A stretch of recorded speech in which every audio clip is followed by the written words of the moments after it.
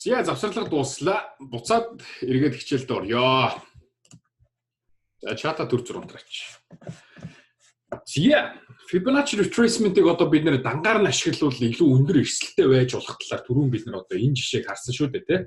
Энэ жишээн дээр бол бид нар одоо хэрвээ энэ Fibonacci-г дагаад орчихсон бол алуулж байгаа байхгүй.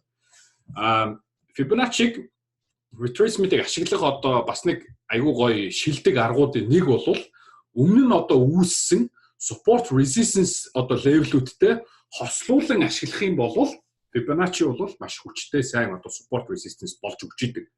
За жишээ нь одоо бид нэр доорх зургийг одоо харах юм бол те энд бол өмнө нь одоо үүссэн байсан resistance байсан байна те. Энэ resistance-ийг гатлаад ханш дээшээ явсан.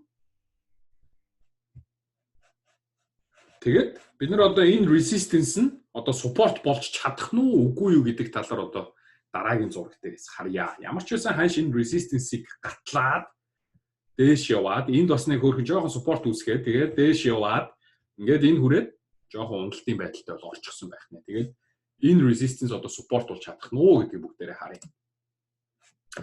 За хэрвээ ингээд доорх зургийг харах юм бол те бид нар яг одоо энэ өмнө нь resistance үүсчихсэн хэсэг яг одоо бидний энэ 61.8% дээр байгаа бидний resistance одоо төвшин дээр бол яг давхцаж ирж байна те. Тэгэхээр бид нар бас энэ хэсгийг айгүй сонирхолтой одоо area of interest гэдэг энэ хэсгийг бас зах зээл дээр байгаа маш олон хүмүүс бол их сонирхолтойгоор одоо харж байгаа байхаа гэж бол найдаж байна.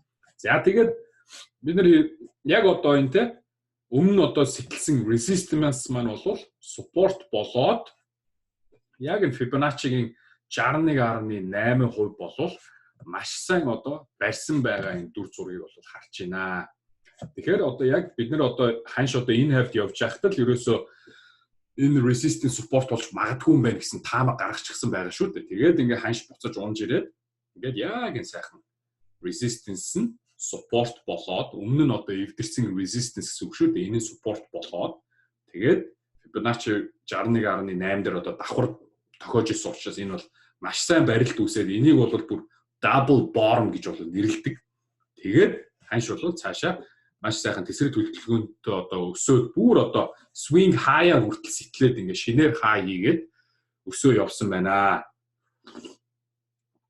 Тэгэхээр бид нэр Fibonacci-г бас энэ яг Fibonacci төвшнүүд дээр өмнө нь одоо үүсчихсэн support resistance-үүд бас байна уу гэдэг талаар бид нэр бас харж арилжааг болвол бас их нухацтай бол үзэж явах хэрэгтэй маа.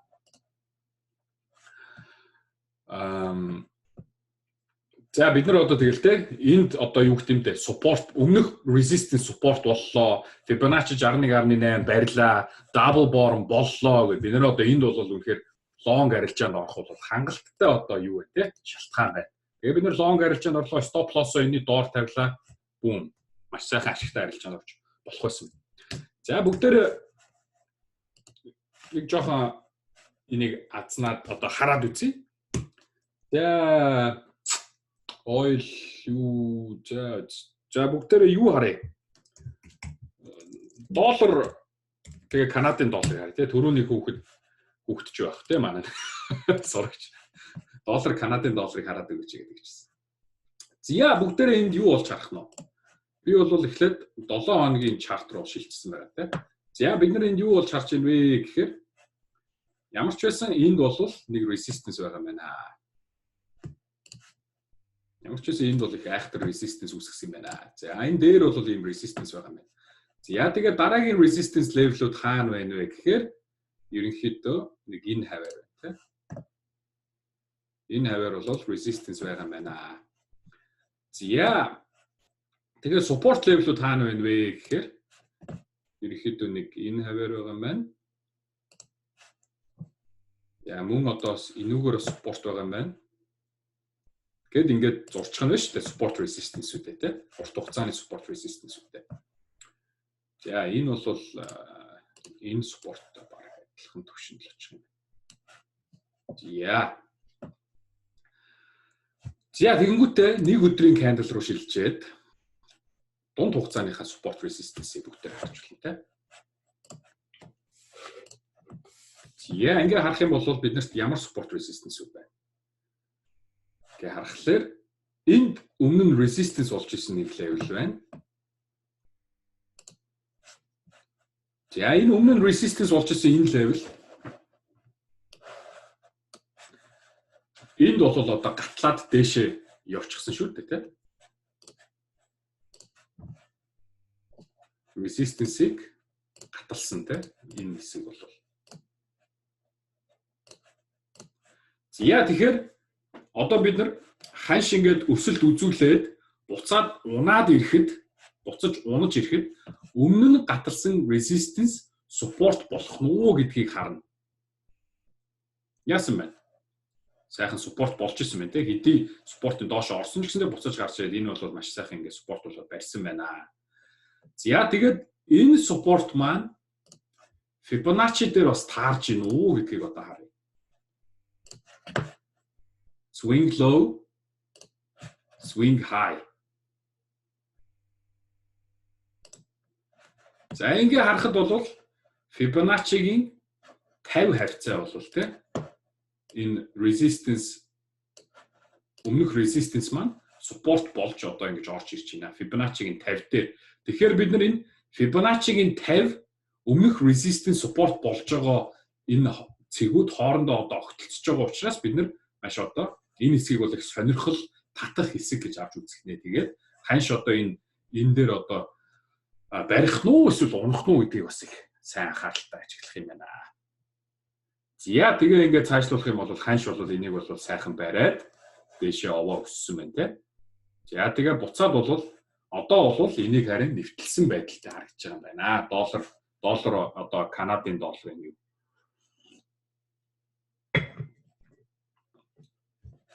Энд бол нэг сайн барьсан байна, өссөн байна. Буцаад одоо унаад ирчээ.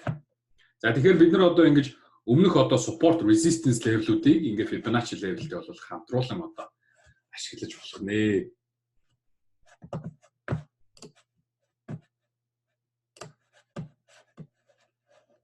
За одоо жишээ нь одоо дахиад нэг жишээ авч үзье. Шөө илүү ойлгомжтой болох гэсэн. За энэ хэсгийг зөвлөд харчих. За энд бид нар одоо өмнө нь одоо support болж исэн level байгаа тийм. За мөн одоо энд бас ийм resistance байсан байна тийм. Одоо энэ resistance бол овоос хөрхөн барьсан олон одоо candlestick одоо шалгасан ийм resistance болсон байна тийм. Бид нар одоо энийг бол нэг сүд дээр resistance гэж бол авч үзэхгүй байгаа шүү. Яагаад тэгэхээр энэ бол ганцхан candlestick байна тийм. Resistance support нь айл болох олон candlestick-ийг одоо барих тусмаа энэ нь бол зөв resistance support болно тийм. За тэгээд ханш одоо ингээд энэ уналтаас гарч энэ support аваад дээшээ өсөхдөө энэ resistance-ийг гатлаад өссөн байна тийм. Тэгэхээр дараа ханш одоо буцаж шалгахдаа энэ resistance нь одоо бид нэр support болох уу үгүй юу гэдэг одоос анзаарах нь шүү дээ. Тэгээд Fibonacci-га зураад энэ resistance одоо support level-үүд нь Fibonacci дээр таарч гин үү гэдэг. Ингээд зураад үцхэд бол тэ. За энэ удаад бол таараагүй байна. Ямар ч Fibonacci level дээр бол таарсангүй. Тэр хэрвээ таарч ах юм бол энэ бол их хүчтэй сайхан support resistance болж магадгүй байх нь тэ.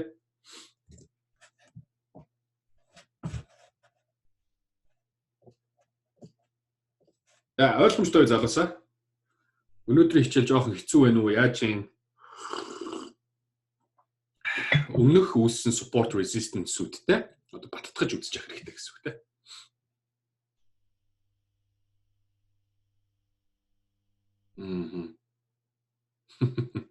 Хэцүү юм уу гэж хэцүү байна, гайв байна гэж за.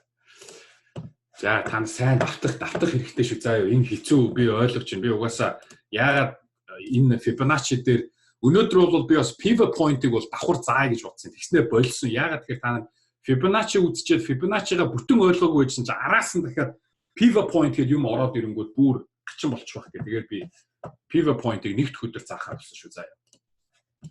Зя Fibonacci retracement-ийг support resistance-тэй хослуулан ашиглаж болж байгаа юм болвол мөн одоо бид нар Fibonacci-г trend line-тай бас хослуулан ашиглаж болно. За одоо сайхан одоо бид нар угаасаа л энэ Fibonacci-г чинь сайхан тренд хийж байгаа үед ханш сайхан тренд хийгээд хөдөлж байгаа үед л бид нар энэ Fibonacci-г илүү сайн одоо ашиглана шүү дээ. Тэгэхээр бас энэ Fibonacci-г trend line-тай хослуулан ашиглаж болно. За одоо энэ трендийг ингээ харах юм бол те маш сайхан одоо uptrend үргэлжилж явах гэж те ерөөсөө 1 2 3 4 5 ингээл uptrend-ийн support болоод энэ ханш бол ингээд цаашаа үргэлжлэн яваад байгаа байдалтай харагдаж байна. За тэгээд одоо харин бид нар яг энэ ханшийн энэ үед бид нар арилжаанд орох сонирхолтой байлаа гэж бодъё. Яг энд одоо арилжаанд орсноос илүүтэйгээр хэрвээ ханш жоохон доошо бууж ирээд бид нар яг энэ тренд лайн дээр авбал биднэрт одоо илүү бас одоо хямд үнээр энэ ханшийг одоо худалдаж авах боломжтой болно шүү дээ. Тэгэхгүй яг одоо бид нар авчих юм бол бас арай жоохон үнэтэй байж болно те. Ханш жоохон унаж ирээд тренд лайн дээр шалгаад буцаад өсөж болно. Тийм учраас бид нар яг энэ тренд лайн дээр авах нь зөв үү буруу юу гэдгийг бас Fibonacci-гаар бид нар бас шалгаж болно. Яаж шалгах юм бэ гэхээр за яг одоо ханш одоо энэ хавьд байжлаа гэж бодъё. Тэгэхээр бид нар Fibonacci-гаар энэ одоо хамгийн сүүлд трендээс support аваад өссөн энэ swing гэдэг энийг бол swing гэж ярина. Хөдөлгөөн савлт. За энэ trend line дээр support аваад өссөн swing дээр Fibonacci-г бол зурлаа. Энэ бол swing low боллоо, энэ бол swing high боллоо. За ингээ харсан чинь яг энэ 61.8% энэ trend line хоёр хоорондоо уулзах юм шиг харагдаад байгаа байхгүй. Тэгэхээр бид нар ханш бол жоохон доошо буцаж уналт хийгээд за энэ магадгүй 61.8 болон trend line хоёрын огтлцсон цэг дээр сайхан support авах нь үгүй гэдгийг харж агаад long арилжаанд бол орж болох нэ. Бид нар яагаад энэ long арилжааг зөвхөн харж байгаа юм бэ гэхээр uptrend байгаа шүү дээ. Uptrend-д бид нар зөвхөн long арилжааны боломж харна. Түүнээс uptrend явж байхад бид нар uptrend эвдрээгүүл бол бид нар хизээч downtrend буюу short арилжаанд бол орох гэж болоод бид нар сонирхол бол гарахгүй шүү заа. Тэгэхээр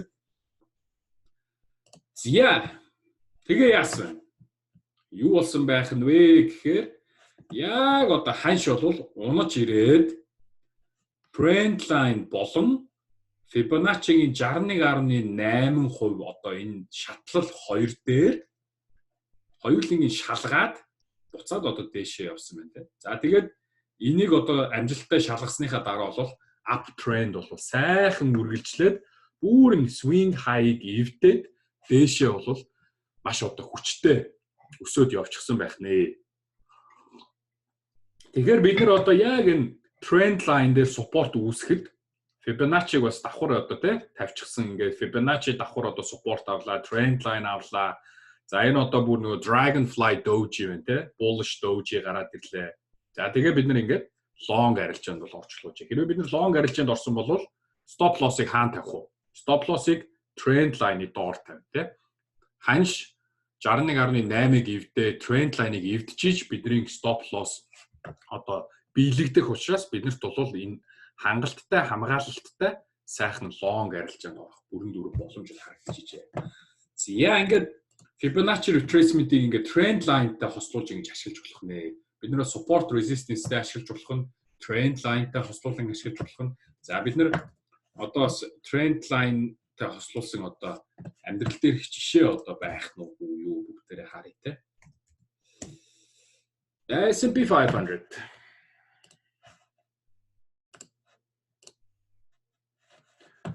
Яа ингээд нэг сайхан uptrend бол энд явагдсан шүү дээ.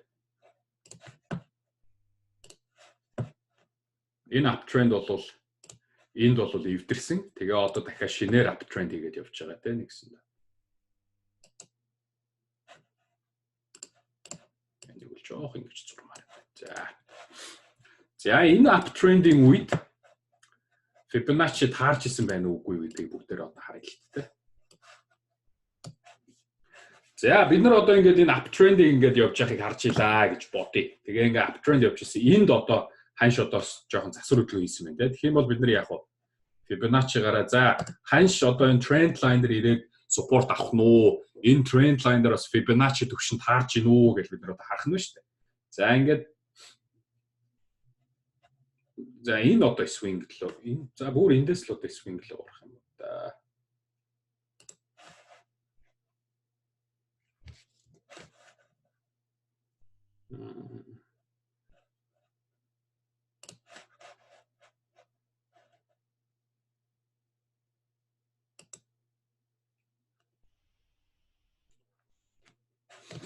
За ингээ харахад те энэ бол яг надад бас нэг ч тийм таалагдахаар Fibonacci бол болохгүй л байна л да.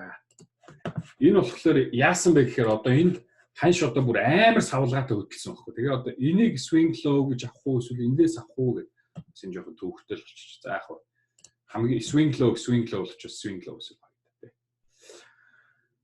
За ингээ Fibonacci зураад харсан чинь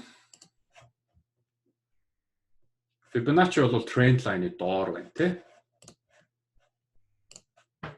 Энэ хоёр бол яг ингэж л харагдаж байна. Тэгэхээр бид нэр энд одоо юу гэж харах нь вэ? За хэрвээ одоо ханш эндээс те бид нар одоо энийг swing high гэж үзэж байгаа шүү дээ. Энийг эндээс одоо ингээд доош унаа засвар хөдөлгөөн хийхдээ за хэрвээ trend line дээр support авахгүй trend line-ыг эвдэх юм бол дараагийн support авах одоо газар бол энэ 23.6 Fibonacci байж болох юм аа.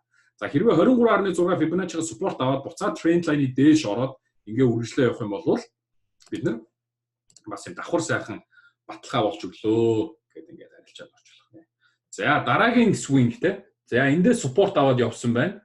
Тэгээд энд ирээд одоо зогссон байна шүү дээ. Энэ одоо энэ хэсэг те 2865 дээр.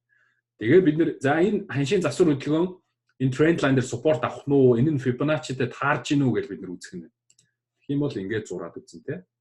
За ингээд зураад үзэхэд бол яг одоо энэ засвар хөдөлгөөн бол те trend line бөгөөд Fibonacci-гийн 52 дээр бол яг давхар таарч байна. Энийг та нар олж харж байгаа те. Fibonacci-гийн 50% болон trend line 2 бол яг нэг газар огтлцоход сайхан support авсан байна. Бид нэр эндээс long арилжаанд ороод явах боломжтой байжээ. За trend line Fibonacci 2-ыг бол ингэж хослуулан ашиглах юм байна.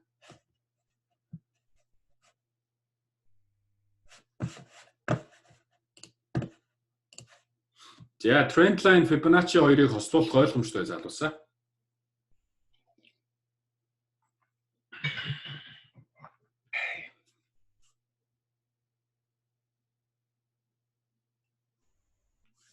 За хамгийн сүүлийн тренд дээр зураад үзье гэж. За тэгээ хамгийн сүүлийн одоо энэ тренд дээр зураад үзье те. Энэ тренд яаж одоо trend line юу хоёр дээр яг зүзүүлсэн байх нь. Бүгдээ харъя. За тренд бол ингэж явж исэн одоо энэ трендийг одоо эвдэрсэн л гэж үзэх юм байна да миний бодлоор бол те. Энэ тренд бол одоогийн байдлаар эвдэрсэн харагдаж байна. За одоо би жишээ нь энэ доор одоо энэ candle ингэж жоохон нэвтлээ зурч байгаа. Энэ болохоор яаж байгаа юм гэхээр энэ candle хоёрыг холбоход одоо ашиглаж байгаа байхгүй. Тэгээ энэ бас холбогч илээгээ сайхан холбоо. За бүгдээрээ одоо яг энэ retracement энэ хэсэг trend line дээр авсан энэ supportтэй энэ Fibonacci-д таарж исэн байна уу үгүй юу гэдгийг бол одоо бүгдээрээ харъя те.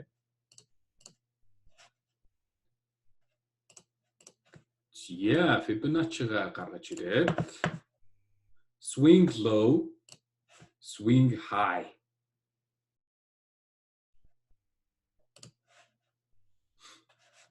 Yeah, ингээ харахад бол яг Fibonacci маань 23.6 дээр энэ хавьтал огтлцсон юм байна trend line-тай тий энэ хавьтал огтлцож ирсэн юм байна. Гэхдээ энэ хавьд бол яг ханш мөргөөгүй тэрний наах нь бол trend line дээрээс support аваад явцсан юм байна. Энэ доошоо бол орсонгүй. Ийшээ бол орсонгүй тий. Гэтэ ямар ч үсэн ингээл ажиглаад явах нь. За бид нэр одоо энэ uptrend бол эвдэгдсэн байдалтай байгаа учраас одоо бид нэр энэ ханш uptrend-ийн дээр буцаж гарах уу эсвэл доошоо үргэлжлээд явах уу гэдгээс бол бид нэр confirmation авах хэрэгтэй шүү дээ баталгаа авах тий. За нэг хэдүүлээ нэг downtrend дээр энийг ашиглаад үзье. Trend line болон юун дээр тий downtrend дээр яаж ажиглах нь харагдах нь. Yeah, oil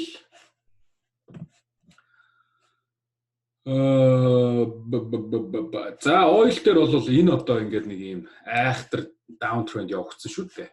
Ерөөсөө үргэлжилсэн уналттай. 2018 оны төгсгөл рүү. За энд бол ийм downtrend байсан байна.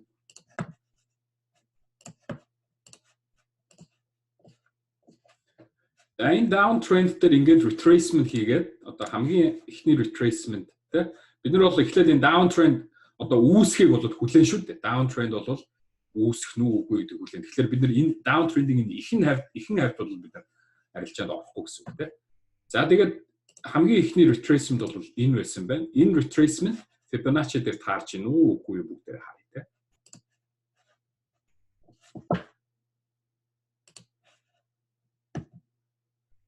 Swing high, swing low. За энэ бол бүр Fibonacci руугаа ч ойртлоггүйгээр ингээ бүр доош унаа явчихсан. Тэгээ ямар ч байсан энд бол downtrend болон Fibonacci 23.62 нэг газар орж исэн байна. Тэгэхээр энийг бол бид нэр бас одоо area of interest буюу сонирхол татгууц газар гэж бид ажиглах хэрэгтэй байжээ. За тэгээд дараагийн одоо downtrend руу буцаж retrace хийсэн одоо үйлдэл бол энэ биш үү?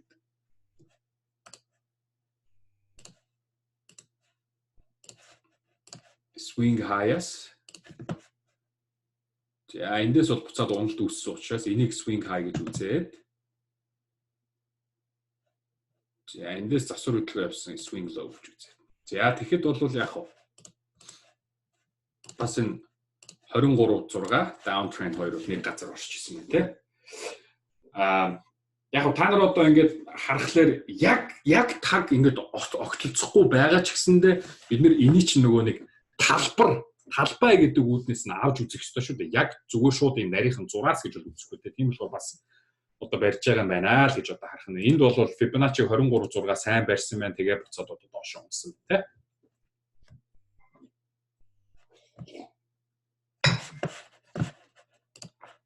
За давгүй юу? Дараагийн руу орох уу? Fibonacci candlestick-тэй яаж ашиглах вэ гэдгийг. За. Өнөөдөр давгүй удаан явж байгаа юм шүү дээ, тий? Аятайхан удаан явахгүй бол бас энэ Fibonacci чи яривхтэй.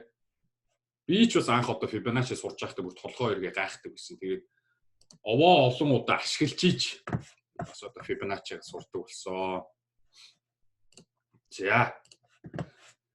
За дараагийн хичээл Fibonacci candlestick-тэй одоо хамтруулан ашиглах нь. За бид нар одоо Fibonacci-г бол одоо support resistance trend line гэж бас ингээд хостуулан ашиглах зүйл зөндөө те. Бас нэг одоо сайн хосолж болох зүйл нь бол Japanese candlestick бол байдаг. За тэгээ candlestick-ийг харахтаа бол бид нэр exhausted одоо candle гэдэг.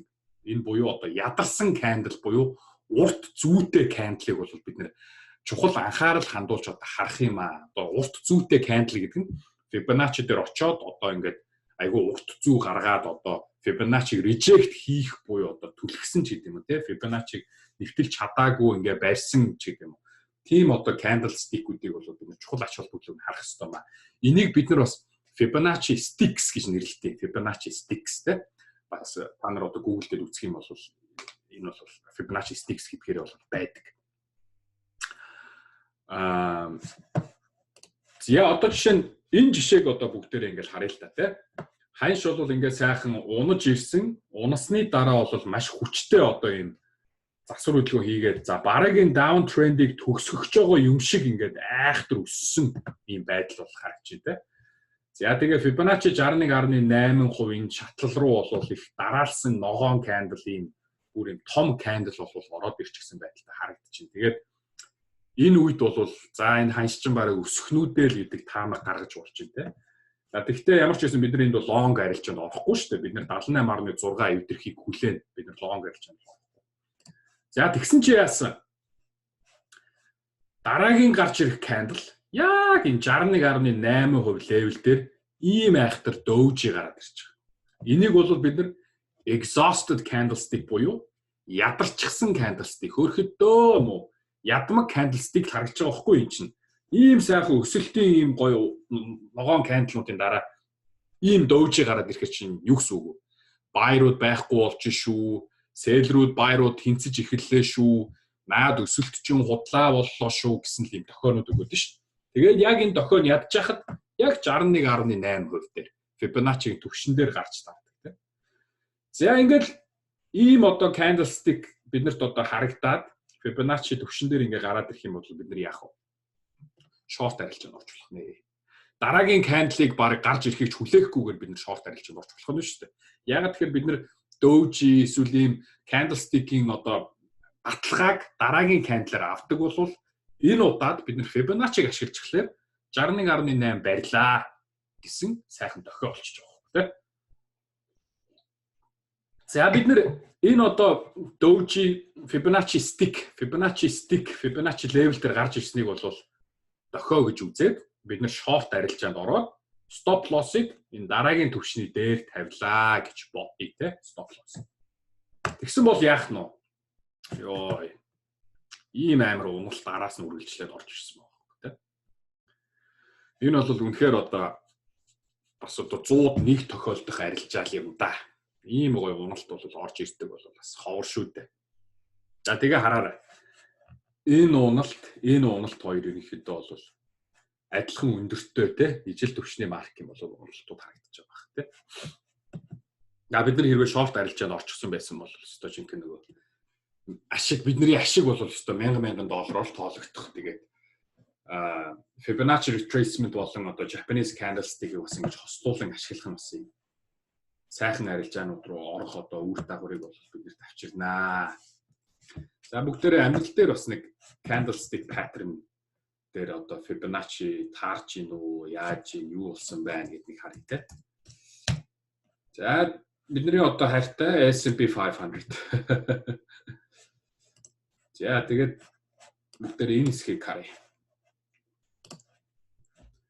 За энэ хэсэгт биднэрт юу байгаа вэ? Гэхээр энд биднэрт resistance байгаа тийм. Resistance байна.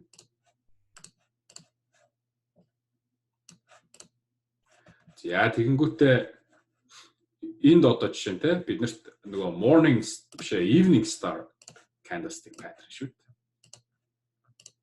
Бидний нөгөө үзсэн. За тэгээд энэ resistance болон энэ evening star-ын Fibonacci дээр таарч ирсэн байна уугүй юу гэдгийг бүгдээрээ харъя те. Бүгдээрээ одоо энэ юуг судалж байгаа учраас энэ candlestick-ийг харах учраас бидний swing low болвол одоо энэ зааг хүртэлх хамгийн доод цэг бол энэ болно те. Бидний swing low. Swing high болвол энэ дээр болно те. Энэ. За swing high, swing low татлаа. Тэгсэн чи яасан? Wow. Яа, Fibonacci-гийн 61.8. Fibonacci-гийн 61.8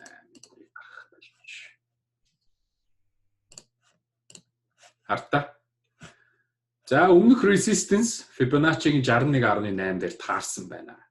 За тэгсэн чи яасан? Яг Fibonacci-гийн 61.8 дээр ирээд spinning tops үүссэн. Дараа нь evening star болж confirmation өгсөн. За ингээд бол энэ бол хангалттай short арилжааны confirmation болоо явчлаа. Тэгээ бид нэр дээрэс нь Fibonacci бас баталгаа өгч чинь тий 61.8. Fibonacci 61.8 барьчлаа. Ингээ бид нар энэ short арилжаанд орсон бол маш сайхан ашигтай арилжих боломжтой байж байна. Тэгэхээр одоо бас Fibonacci-тай энэ Japanese candlestick-ийг бол хослуулан ашиглах юм бол бас ийм сайхан үр дүнтэй байх нэ. За бүгдээрээ gold-ыг бас нэг харъя. Gold-ийн нөгөө 3 white soldiers гэх candlestick pattern гэсэн шүү дээ. Тэрийг бас нэг харчих. Оо яач вэ?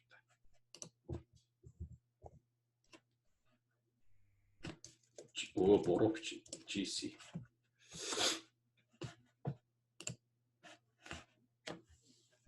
За бидний нөгөө 3 white soldiers ч одоо юу руу гарч ирсэн байна.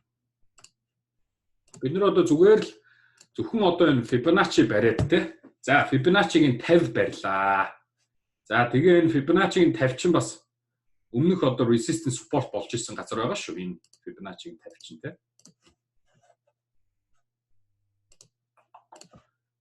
За Fibonacci-гийн 50 барьлаа. Тэгээ 50 барьсны дараа 3 white soldiers буюу 3 цагаан цэрэг гараад ирлээ. За ингээд биднэрт бас баталгаа өгч байгаа байхгүй. За ингээд uptrend цааш үргэлжлэх юм байна гэдэг баталгаа өгсөн учраас бид нэр ингээд long арилжаанд орж орж. Тэгээ ингээд long арилжаанд орсон болвол энэ хүртэл бол сайхан явах гэсэн тийм. Яа, даггүй залуусаа Japanese candlestick-ийг Fibonacci-тай яаж одоо хослуулан ашиглах талаар бол ойлгомжтой юм. Тэ яг одоо Fibonacci level дээр Japanese candlestick ямар үйл хөдлөл гаргаж чинь, ямар дүр зураг харагч чинь. Ялангуяа тэр ядарсан candle буюу тэ урт зүйтэй candle гарч ийн үгүй юу гэдгийг бид нэр сайн одоо анзаарч харах ёстой шүү.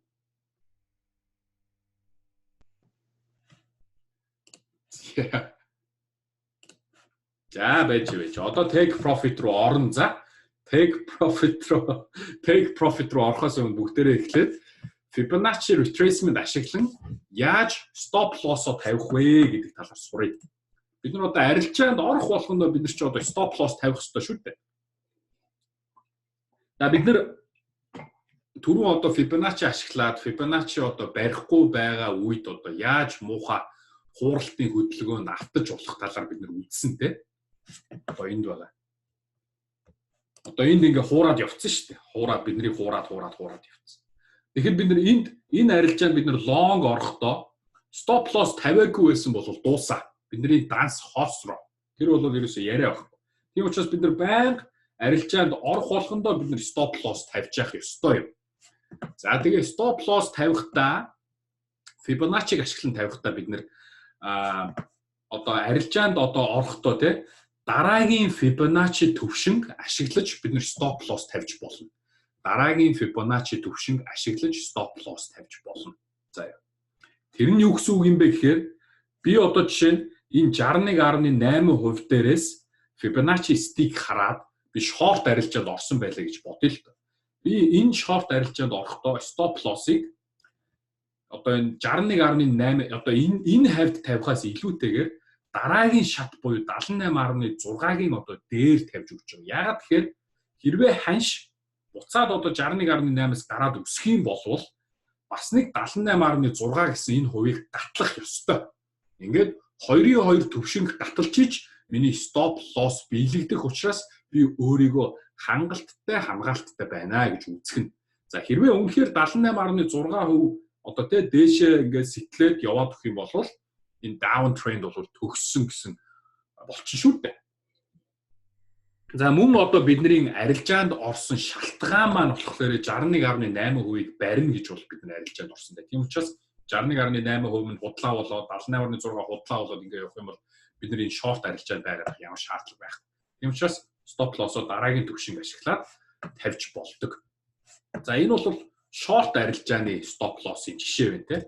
За long арилжааны stop loss-ийн жишээ бол ямар байх юм бэ гэхээр бид нар одоо жишээ нь 50% бариад бид нар long арилжаанд орлоо гэж бодъё л доо. Тэгэх юм бол бид нар stop loss-ыг энэ дараагийн төвшний доор бид нар одоо 50% дээрээс long орлоо гэж бодъё. За бид нар энд long орлоо гэж бодъё те.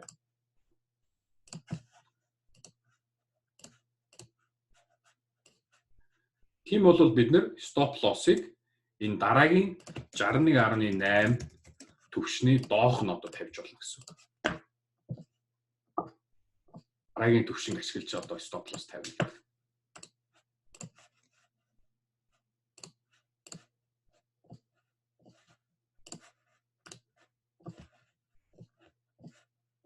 За.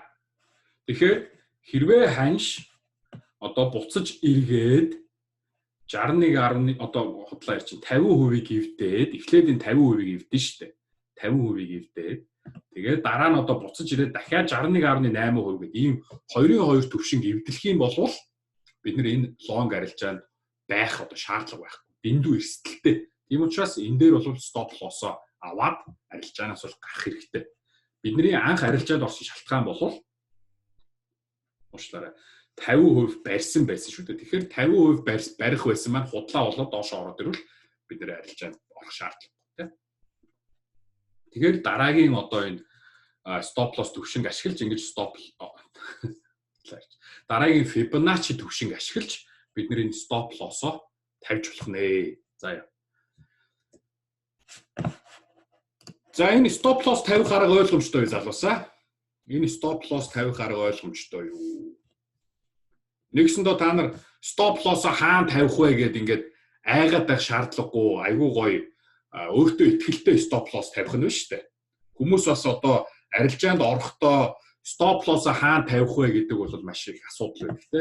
Харин Fibonacci ашиглаж арилжаанд орж байгаа бол stop loss-ыг тавих бол айгүй амархан байх нэ. Зя энэ stop loss арга бол маш одоо багхан шиг stop loss одоо хүлээх сонирхолтой, хан шиг ингэж те айгу нарийн барих сонирхолтой. За яг энэ ханш бол энэ Fibonacci дээр тогтно гэсэн итгэл үнэмшилтээр одоо тулгуурласан stop loss шүү дээ. За зарим үед бол те ханш бол маш өндөр савлгаатай байж болно. Price volatility буюу ханшийн энэ савлгаа эрсдэл маш өндөр байгаа үед бол энэ одоо Fibonacci-гийн энэ төвшнүүдийн чинь бол ханш ингээд хэлбэлцээл дээшээ доош ороод иж болдог. Хэрвээ тэх юм бол бидний энд тавьсан stop loss маш амархан одоо биелэгдэж болно шүү дээ. Тийм үед яах юм бэ гэхээр бид stop loss-ыг бүр swing high юм уу эсвэл swing low-ийн одоо дээр доор бол тавьж болно. За ингэж stop loss тавих нь нэг одоо давуу тал нь болохоор ханш одоо маш хүчтэй савлж явж байгаад бидний одоо анх арилжаанд орсон чиглэл рүү явах юм бол биднэрт ашигтай. За хэрвээ одоо үнэхээр stop loss trigger хийгээд яваад өгөх юм бол бид нар бол бас нөгөө хүлээх алдагдал нь жоохон өндөр. Тэгэхээр ийм төрлийн одоо swing high, swing low-ыг ашиглаж stop loss тавих юм бол аль болох нөгөө бага мөнгөөр арилжаанд орсон ч юм уу. За мөн эсвэл арай урт хугацааны арилжаа ч юм уу те хэдэн 7 хоног барих ч юм уу хэдэн өдрийн турш одоо барих тийм арилжаанд бол иймэрхүү төрлийн stop loss тавих нь бол арай тохиромжтой. За одоо жишээ нь бид нар ийм stop loss тавьсан байсан чинь те одоо бид нар чинь эндээс short арилжаанд ороод ийм stop loss энэ дараагийн төвшнийг ашиглаад stop loss тавьсан чинь нөгөө ханш чинь ингэж өсч ирэнгүүтээ биднийг stop loss болгонгуудаа буцаад доошоо унчих юм бол өстой гэстэнэ сонирн болдсон шүү дээ. Би бол яг тийм болдог хөхгүй. Fuck гэстэнэ ямар ч юмдэл болдог.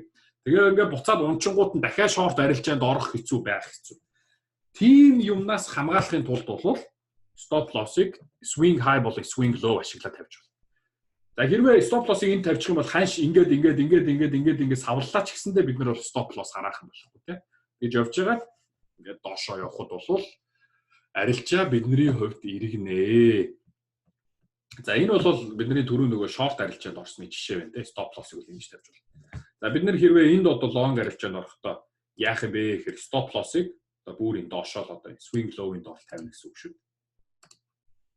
Нэгсэндээ ингэж stop loss тавьснараа яаж байгаа юм бэ гэхээр бид нэр өөрсдийгөө маш одоо олон төвшнөөс бол хамгаалж байгаа хэрэг. За бидний энэ stop loss trigger болохын тулд бидний энэ stop loss биелэгдэхийн тулд ханш хэдэн шатлалыг давах ёстой. 1 2 3 4 шатлал. Нийтдээ 4 Fibonacci шатлалыг ханш даваад доошоо унаад ороод ирэх юм бол бидний энэ stop loss биелэгдээд бид нэр арилжаанаас алдагдуулыг гарна.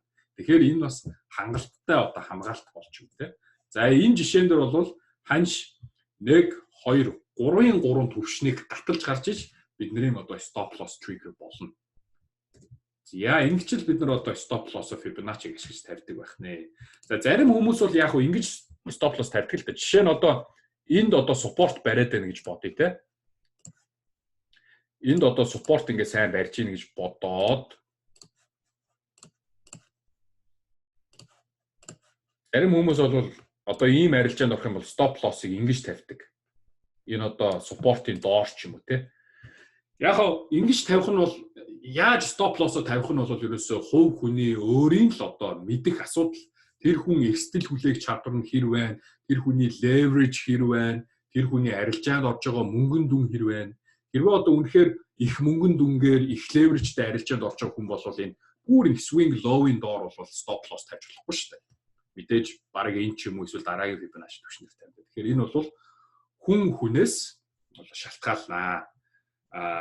Ямар ч л байсан stop loss-ыг ингэж айгүй нарийнхан тавих бол бас ханшийн одоо савлгаанаас болоод стоп лосс болоод одоо гарчих бол эрсдэлтэй учраас би бол аль болох дараагийн Fibonacci түвшнийг ашиглаж бол стоп лосс тавьдаг.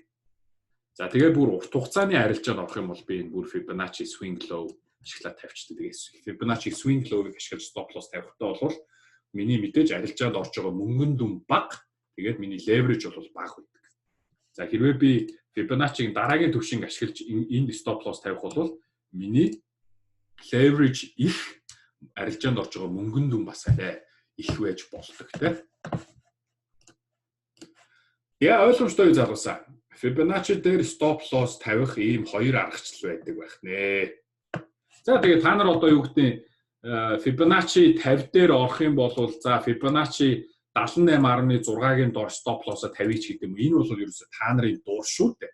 Та нарын дуур. Ямар ч байсан Fibonacci-гийн түвшнүүдийг ашиглаж stop loss тавих нь бол бас их юу ухаалаг юм аа. За. За.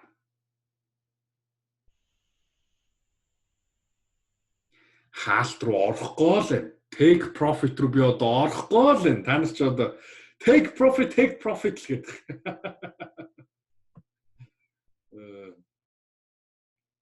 Stop тавиагүй. Тэр миний мөнгө алддаг найз бол тэр бол зүгээр stop-ыг тавиагүй. Хүн нөгөө нэг хажуудаа байгаа алт эрдэнэсээ олж харж чаддгүй гэдэг шиг манай тэр найз бол надаас ямар ч арилжааны талаар юм асуудаггүй, ямар ч одоо арилжааны талаар одоо надаас зөвлөгөө авдаггүй байхгүй. Тэгэл одоо өөрөө алдчихсан. Scalping талаар дараа заан заяа. Ямар төрлийн арилжаанууд байдیں۔ Ямар төрлийн арилжааг сонгох ёстой гэдэгтэр би scalp арилжаа, swing арилжаа гэдгийг заан за.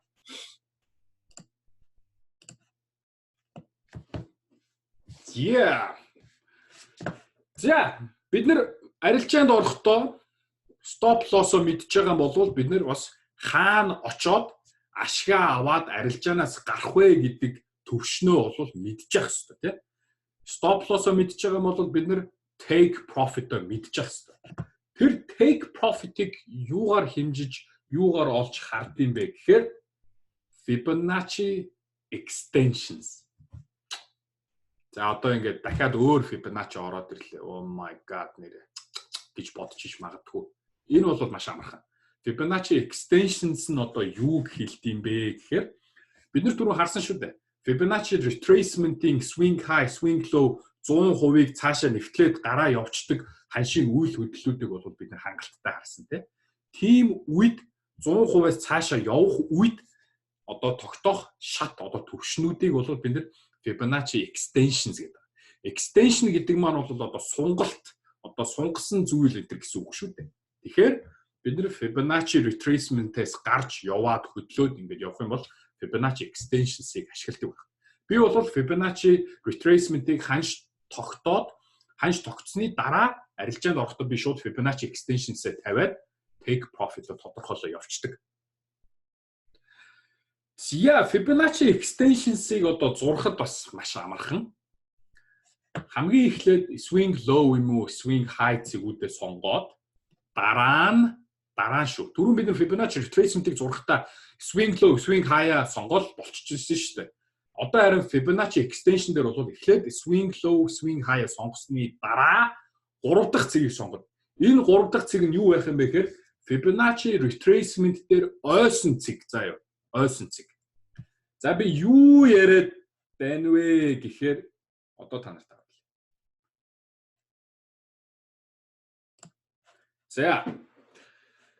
За бидний swing low бол энд те. Бүгдээрээ энэ swing low-г тэмдэглээд авчи. Өсөлт эхэлсэн энэ цаг. Энэ бол бидний swing low. Энэ бол бидний swing high. Нөгөө юу эхлэхээс өмнө ханшийн засвар хөдөлгөөн эхлэхээс өмнө үүсгэсэн дээд хэсэг шүү дээ. Тэгээ бүгдээрээ drawings руу ороод Fibonacci extension-ы хажууханд нь ингээд Fibonacci retracement-ийн хажууханд Fibonacci extension гэдэг ингээд байж байгаа. Одоо энэ хараа Fibonacci extension гэж байна. За энийгээ сонгоод за бид нар эхлээд яах вэ? За би ер нь та нараас асууя. За эхлээд юугаа сонгох вэ? Fibonacci extension-ыг зурхтаа эхлээд юугаа сонгох вэ? Эхлээд бид нар юугаа сонгох вэ? Хариулаарай. Swing low яг зөв. За swing low-го сонголоо. Дараа нь юугаа сонгох уу? Swing low-го сонгоцсон. Swing high-а сонгоно. За swing high-а сонголоо. Дараа нь бид нар юугаа сонгох уу? Ойрсон цэг, Fibonacci extension цэгээ сонгоно. Харж гин үү? Яаж сонгогч байгааг сайн анхаараарай. Одоо хараа. Яаж сонгогч байгааг сайн анхаараарай. Fibonacci extension ойрсон цэгээ сонголоо. Зя. Ингээд бидний Fibonacci extension гарч ирж байгаамаа. За бүгдээрээ Fibonacci-га энэ дээрээ зураад энэ Fibonacci extension-тайгаа баттгаад үзье л та.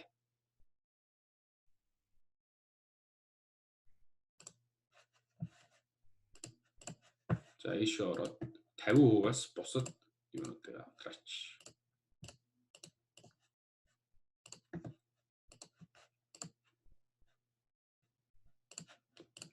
За.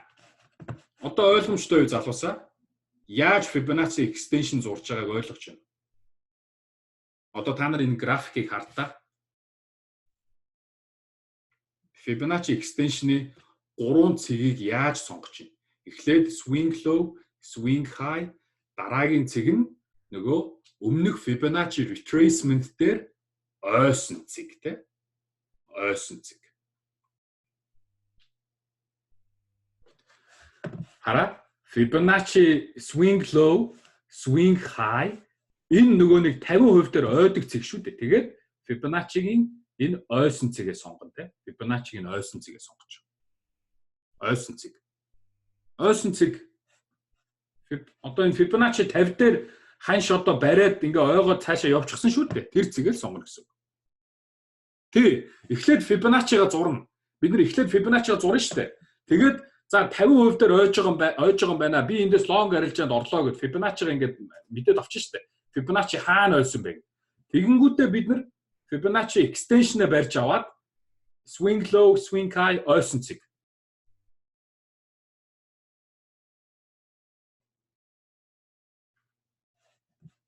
За. Тэгээд энийг одоо яаж ашиглах юм бэ гэхээр Fibonacci extension-ы энэ одоо бас шатууд байна шүү дээ, тэ. Энэ шатууд нь одоо resistance болон support болж байна. Толгойч хэрэгж байна.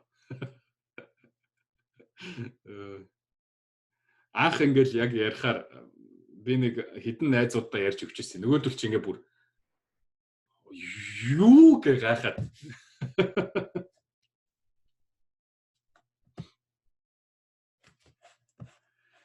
Swing low, swing high ойсон цэг. За бид нар эндээс одоо long арилжаад орсон шүү дээ. Тэгээд цаашид явхад ханш хаана зогсох вэ гэдгийг бид нар олох ёстой шүү дээ. Тэрийг олохын тулд бид нар Fibonacci extension-ыг зураад байгаа. За Fibonacci extension-ы энэ одоо юунууд те 23.6, 38.2, 50, 61.8, 78.6, 100%, 161.8 гэдэг ингээ үргэлжлээ явна. Энэ цэгүүд маань нэгсэнтэй support болон resistance болж өгдөг гэсэн. Тэгэхээр яах вэ гэхээр та нар энэ Fibonacci extension-ы цэгүүдийг ашиглаад take profit-о хийж болно гэсэн. За юу одоо энэ зургийг харуул илүү ойлгомжтой бол. За энд одоо жишээнтэй Fibonacci swing low, swing high тэгээд энд ханш одоо 3 дахь одоо Fibonacci 61.8 дээр бариад ханш цаашид өссөн энэ дүр зураг харагдаж байна тийм үү. Тэгэхээр бидний Fibonacci extension-ы 3 дахь цэг бол энэ байх нь, энэ цэг байх нь тийм. За тэгээд энэ цэгээс цаашаа ханш бол өсөхдөө одоо энэ хараарай 38.2 дээр resistance болоод явж исэн байна. За тэгээ буцаж дээшээ яваад 61.8 дээр жоохон resistance болсон байна.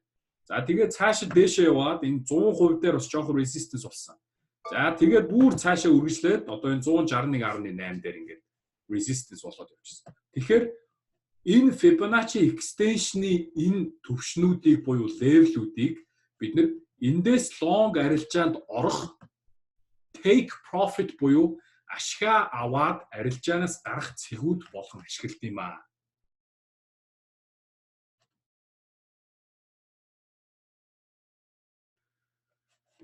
Энэ ойсон цэг бол Fibonacci-гийн аль ч төвшин байж болно шүү дээ. Fibonacci retracement-ийн 23.6 байж болно, 38.2 байж болно, эсвэл 50% байж болно, эсвэл 61.8 байж болно, 78.6 байж болно. Ойсон цэг бол тийм. Ойсон цэг бол Fibonacci retracement-ийн аль ч төвшин байж болно. За. Одоо би үргэлжлээд гоё юм хэлэх чинь та нар энийг маш анхааралтай сонсоорой заяа. Маш анхааралтай сонсоорой. Хинч юу ч бити бичээрэй. Ханш өмнөх Fibonacci retracement дээр ингэж ойгоод үргэлжилсэн одоо трендийг хийж явахдаа энэ Fibonacci extension одоо төвшнүүд дээр support болон resistance үүсгэж авч явдаг гэж бид нэр одоо үзсэн шүү дээ. Бид нэр тэгж сонслоо саятай. Тэгэхээр биднэрт бас энэ Fibonacci extension-ыг ашиглаад арилжаанд ороод явах боломжууд бас байна.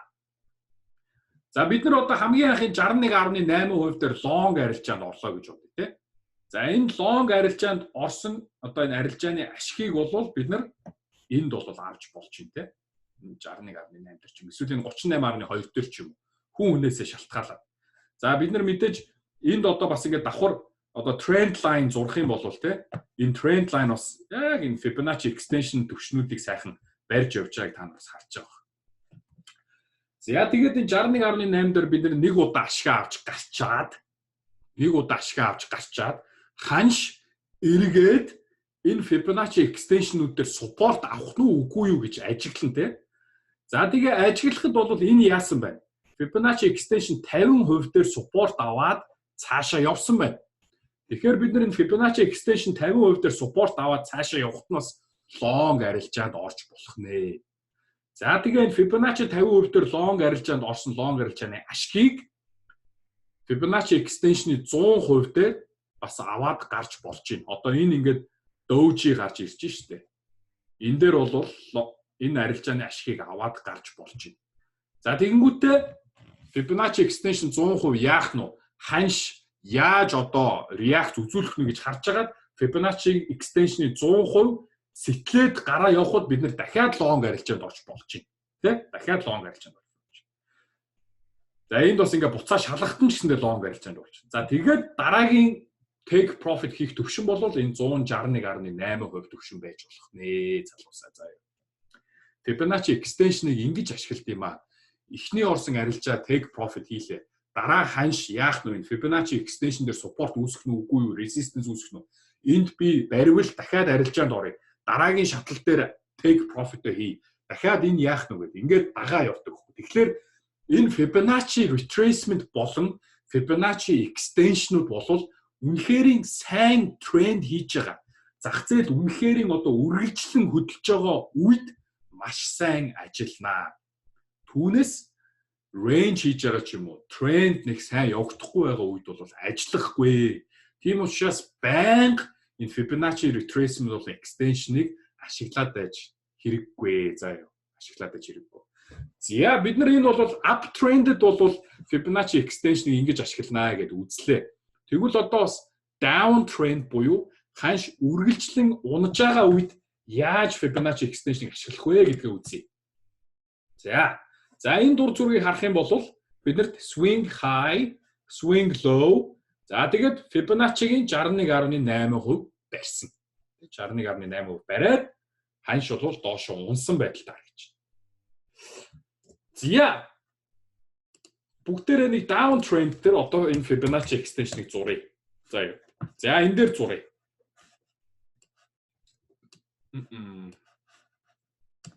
За энэ дээр зуръя. За эхлээд Fibonacci-га retracement-ийг зурчих те. Fibonacci retracement-ийг зурхад бол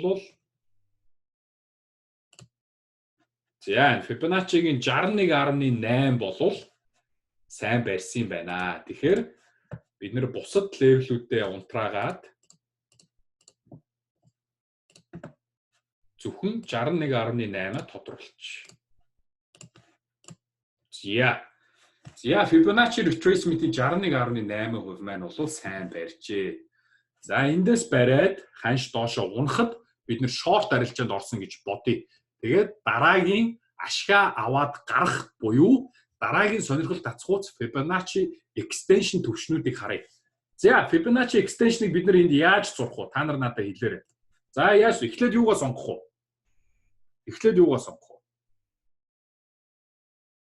High тэ. Эхлээд swing high-а сонголоо. За дараа нь юугаа сонгох вэ?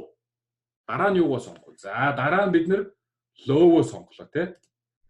Тэгээд дараагийн сонгох зүйл юу? Fibonacci-гийн барьсан цэг тэ. Ойрсон цэг болно ш. Бид нар хэрвээ ойрсон цэггээ барьчих юм бол бид нар ийшээ зурчих гээд ш. Тэгэхээр үгүй. Fibonacci-гийн барьсан цэг буюу энэ 61.8-ыг сонгох юм аа. За ингээ харсан чи яасан? Ханш ямар үйл хөдлөлийг үзүүлж байна? Ханш энд ирээд Fibonacci-гийн 38-аар одоо Fibonacci extension-ы 38.2 дээр support авч байна. Тэгэхээр бид нар яах вэ? Энд бид нар одоо эндээс бид нар short орлоо гэж бодоход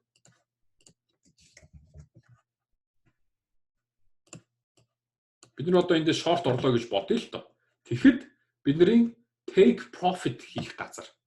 Эхний take profit хийх газар бол энэ байж болох нэ. Тэ? Fibonacci extension-ийн 38.2. За бидний stop loss тэгвэл хаана байх вэ?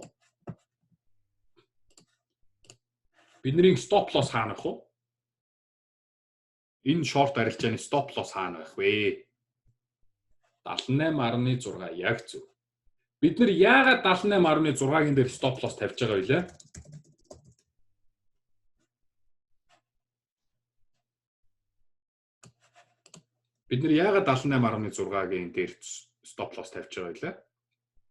Short арилжаанд орж байгаа учраас.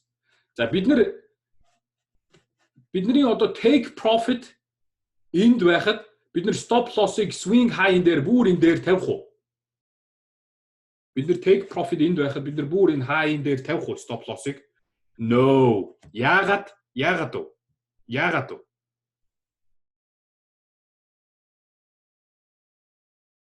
Яг зөв.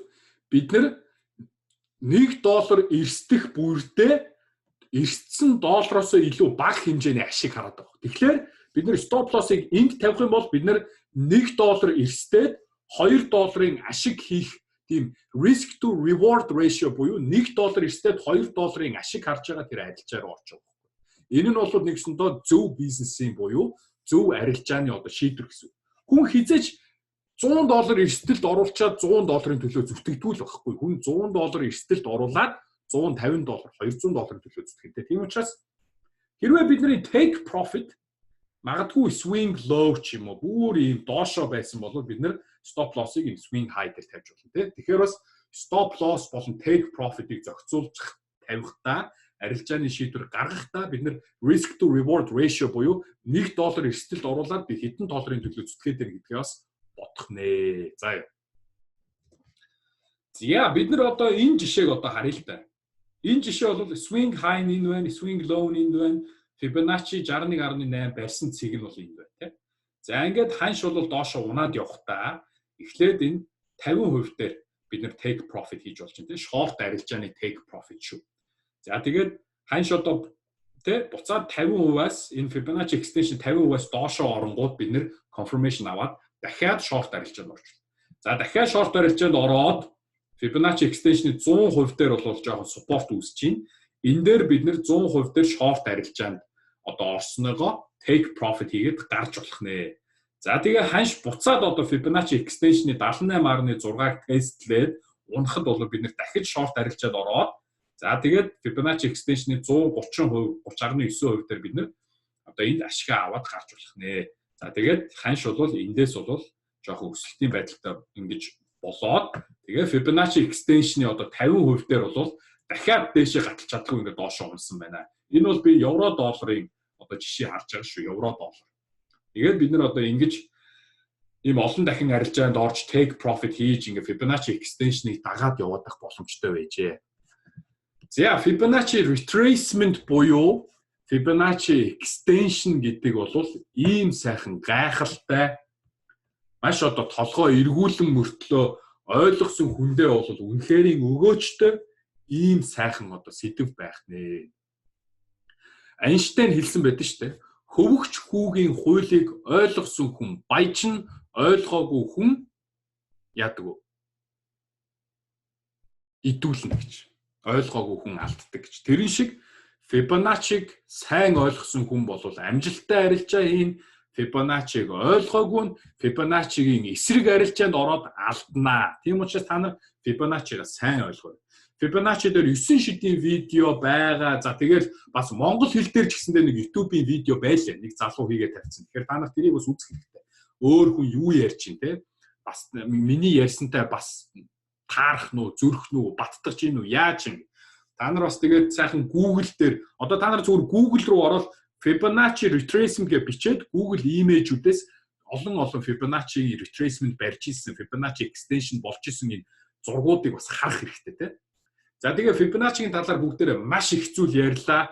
Fibonacci retracement level-үүд нь юу байдаг вэ гэхээр юу? Fibonacci retracement level-үүд юу вэ залуусаа? Хэлээрэй. Fibonacci retracement level-үүд юу вэ?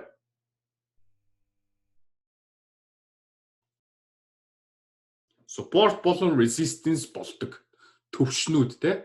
За Fibonacci юутай таарч байвал илүү хүчтэй байх уу? Fibonacci юутай таарч байвал илүү хүчтэй вэ? Trend line зүйтэй, өмнө үүсчихсэн support resistance зүйтэй, мөн Japanese candlestick зүйтэй тий.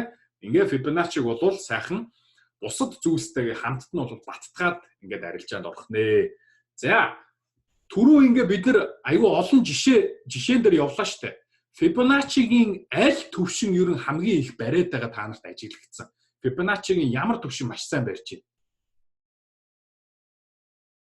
Яг зөв.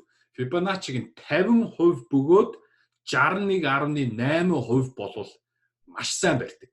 Fibonacci-гийн 50%, 61.8% дээр бол чухал анхаарлаа хандуулах хэрэгтэй. Тэ? За, бусад одоо юу гэдэг өөр арилжаачид бол Fibonacci-гийн 38.2, 50%, 61.8 гэдэг энэ гурван төвшнийг бол маш сайн барьдаг гэж үздэг. За, Fibonacci extension-ийн хувьд болохоор Fibonacci extension гэж юу вэ? Fibonacci extension гэж юу?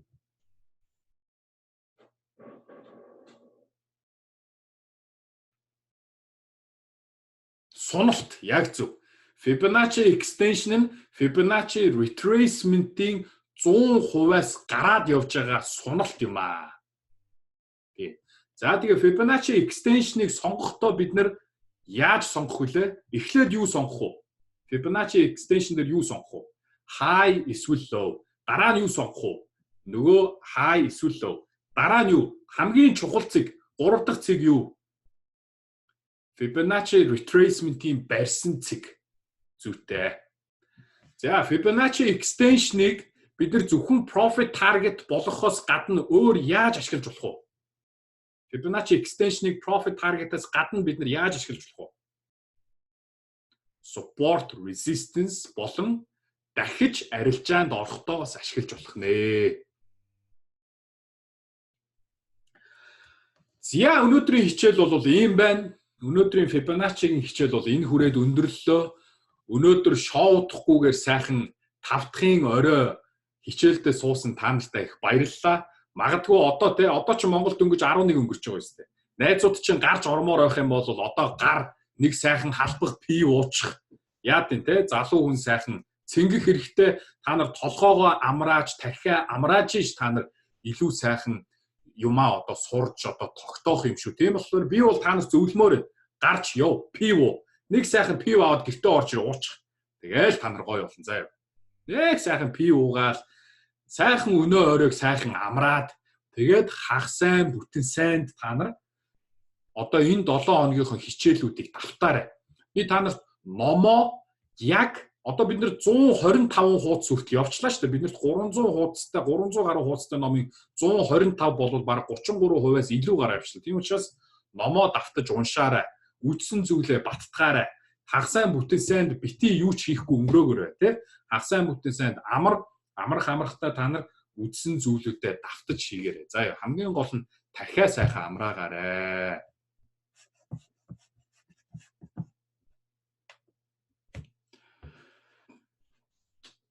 Зя та нар нэрээ бас яаж болно шүү дээ. Хөөхөн хоорондоо уулзаад хаг сайн бүтэн сайнд одоо давтлага маягийн юм хийж болно те.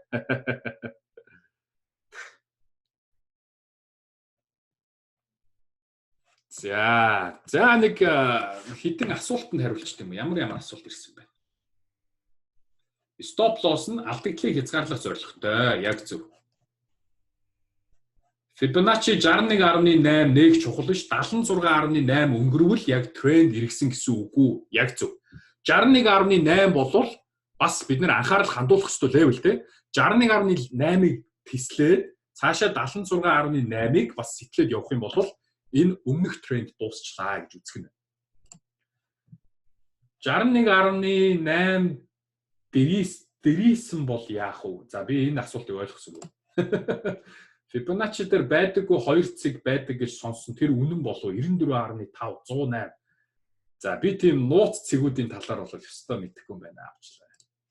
Fibonacci golden ratio тийм Fibonacci бол яг golden ratio буюу алтан одоо алтан дундаж одоо алтан одоо би одоо ингээ заримдаа монгол үгээ мартаад идэв айгүй ядаргатай.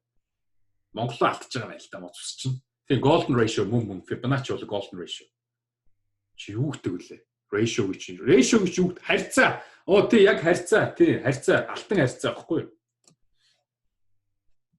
Thinkorswim-ing settings-ийг би одоохон харуулъя заяа. Миний MACD нэг л зураастаа гарч ирээд байх юм аа гэж надад яах ёстой болоо. Би яг одоо харахгүй болохоор сайн мэдэхгүй маа. Facebook group дээр бичээд хүмүүсээсээ тусалцсан асуугаараа. Манай залуус бас их зарим нэг хурцтай сураад юм айгүй сайн ойлгоод тавиад байлаа шүү. Сайн байлаа. Монголд яг хэднэр ирэх вэ? Тийш яваа зөрмөөргүй байх юм аа уулзмаар байдаг. За би Монголд бол 8 сарын ихээр очиноо. 8 сарын ихээр очин тий.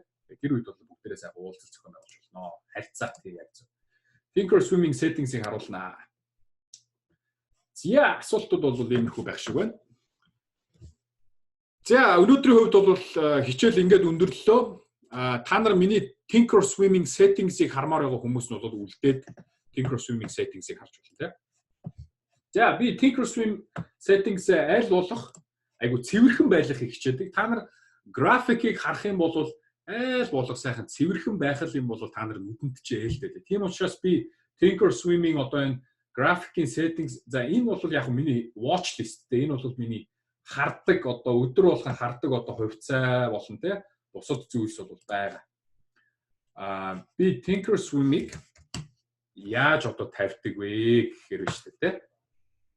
Аль болох цэвэрхэн одоо миний энэ чартыг харах юм бол за байж байгаа энэ нэг хүн Facebook-ийн группийн линк асуугаад байна. За би Facebook-ийн группийн линкийг тавилчаад тэгээд Thinkorswim-ийнхаа settings-ийг харуулъя заяа.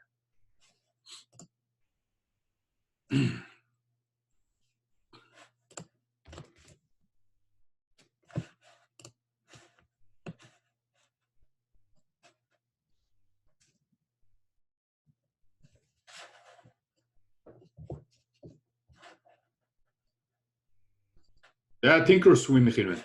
За Thinkorswim гэнэ. Facebook-ийн групп линк гэнэ. За